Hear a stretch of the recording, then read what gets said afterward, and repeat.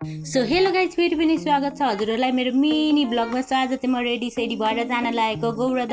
अनि सिटी चाहिँ आएन, सो आधी बाटोसम्म भए पनि हिँड्दै जानु पर्यो भनेर हिँड्दै थिएँ। अनि सिटी पनि मलाई लिन आइपुग्यो। त्यसपछि बाटोमा मलाई चाहिँ मेरो मित्रहरूले पर्खिराखेका थिए क्या। अनि हामी तिनजनै मिलेर गौरदतिर लाग्यौँ।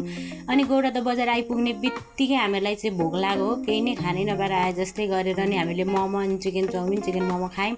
त्यसपछि अनि मेरो एउटी मित्रलाई चुरा सुरा के धागो सागो चाहियो अरे। त्यसपछि चुरा धागो किन्यौँ अनि कपडाहरू पनि किन्यौँ। अनि त्यसपछि फेरि हामीहरू बजार घुम्नको लागि थाल्यौँ। जता पनि चुरा कपडाहरू कति भाँडाकुँडाहरू मात्र थियो। अनि हामीले के सामानहरू किन्यौँ हो।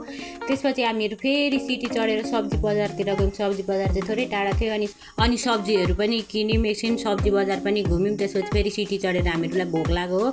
अनि फेरि आउने बेलामा हामी होलिडेमा छिर्यौँ। अनि हामीहरूले चाहिँ फेरि चाउमिन खायौँ तिनजनाले नै। अनि त्यसपछि हामी फर्क्यौँ घरतिर कुल्फी खाँदै।